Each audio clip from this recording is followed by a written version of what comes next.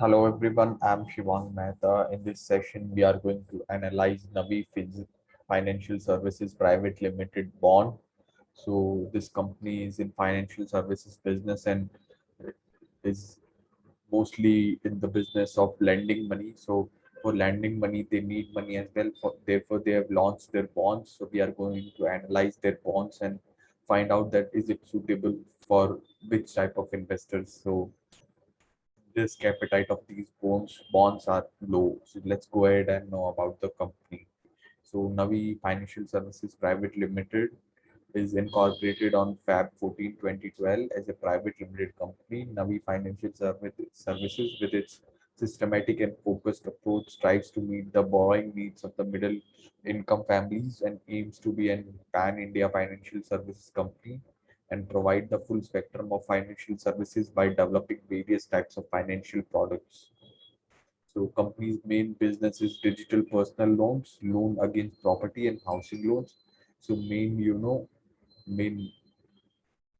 competitive advantage of this business is that it can provide loan in almost 10 minutes without any documents and up to 20 lakh in digital personal loans with interest rate of 9 to 36%, loan against property up to 10 crore and housing loans up to 10 crore with the minimal interest rate of maximum 6.46%. So let's now go ahead and know about the bond NFPL 9.1792%, 5423 private limited.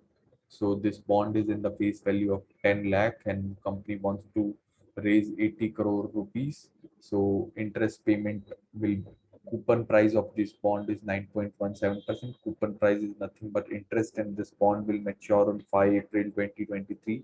So if you are looking to invest money for a year and little more, then this can be an opportunity and it is rated as INDA. So it is rated by Fitch Ratings, one of the company of Fitch Ratings in India. So it is one of the highest rated bonds in the country, and it is also listed. So let's go ahead.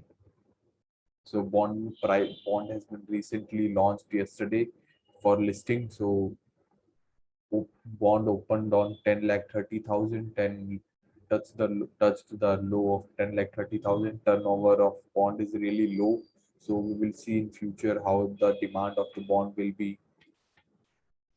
So rating INDA, so rating by India Rating and Research, a Fitch Group company. So IND stands for India Rating Scale for long-term debt instruments. INDA instruments with this rating are considered to have adequate degree of safety regarding timely servicing of financial obligation. Such instruments carry low risk, low credit risk.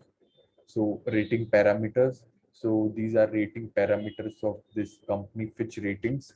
So as we can make out that this is third highest rating given to the bond launched by Navi Financial Services. The highest rating is IND triple A, then double A, then India, then INDA. So considering the other ratings as well, since it is top stands in top three ratings, still it is considerable for investment.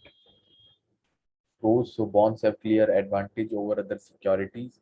The volatility of bond is lower than equities. These bonds are generally viewed as safer investment than stocks. In addition, bonds do suffer from less day-to-day volatility than stocks. As you can see, turnover of only two bonds yesterday, and the interest payments of bonds are sometimes higher than the general level of dividend payments.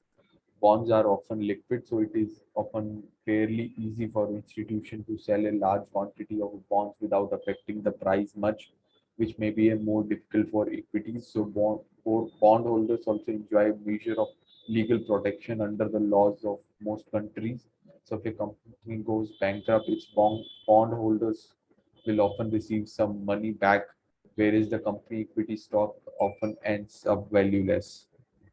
Coming to the cons, so bonds are also subject to various other risks such as call and prepayment risk, credit risk, reinvestment risk, liquidity risk, event risk, exchange risk, volatility risk, inflation, sovereign risk, and curve risk. These are different types of risk. Credit risk depends upon the financial situation of companies. Liquidity risk upon depends upon the cash flow of companies.